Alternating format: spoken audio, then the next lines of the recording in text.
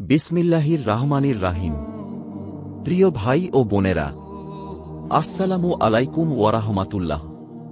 প্রিয় দর্শক, আজ আমরা দিনের পথে চলার গুরুত্ব ও মাহাত্ম্য নিয়ে আলোচনা করব। প্রিয় দর্শক, পৃথিবীর আলো যেমন আমাদের পথ দেখায়, ঠিক তেমনি ইসলামিক জ্ঞান ও প্রজ্ঞা আমাদের আত্মিক আলোর পথ দেখায়। আল্লাহর নির্দেশিত পথে চললেই আমরা খুঁজে পাব সত্যিকারের শান্তি ও সফলতা।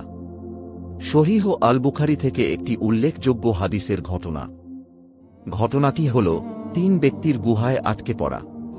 প্রিয় দর্শক, নবী মুহাম্মদ সাল্লাল্লাহু আলাইহি ওয়াসাল্লামের সাহাবী আবু হুরাইরা রাদিয়াল্লাহু থেকে বর্ণনা করেন যে, নবী করিম সাল্লাল্লাহু আলাইহি ওয়াসাল্লাম বলেন, একবার ৩ জন ব্যক্তি চলার পথে বৃষ্টি থেকে বাঁচার জন্য একটি গুহায় আশ্রয় নেন।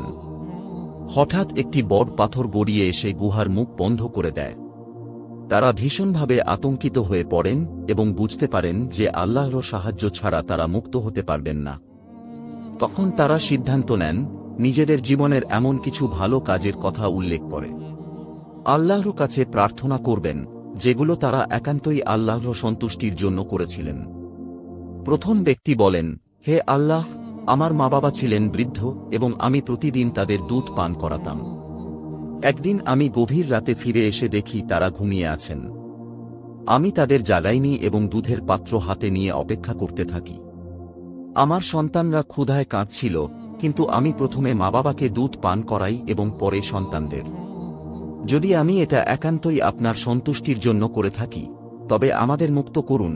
তখন পাথর কিছুটা সরে যায়, কিন্তু তারা বের হতে পারেন না। দ্বিতীয় ব্যক্তি বলেন, হে আল্লাহ, আমার এক চাচাতো বোন ছিল যাকে আমি খুব ভালোবাসতাম। আমি তাকে ব্যভিচারের জন্য প্রস্তাব দেই এবং সে রাজি হয়নি।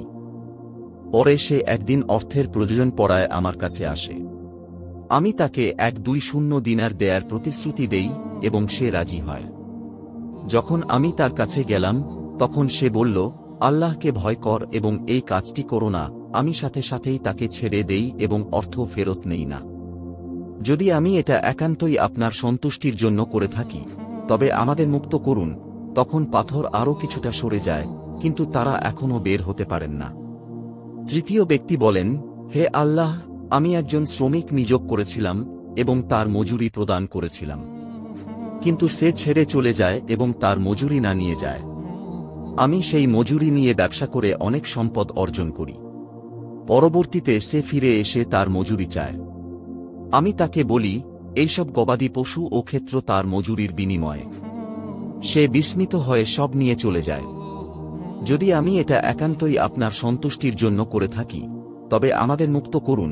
তখন পাথর সম্পূর্ণ সরে যায় এবং তারা গুহা থেকে বের হয়ে নিরাপদে চলে যান। সহিহ বুখারী, হাদিস নং 2102। প্রিয় বন্ধু, ইসলাম আমাদেরকে শিখিয়েছে কিভাবে ভালো মুসলিম হতে হয়। আসুন আমরা সবাই মিলে ইসলামের পথে চলি। আল্লাহর কাছে প্রার্থনা করি যাতে তিনি আমাদের সঠিক পথে পরিচালিত করেন।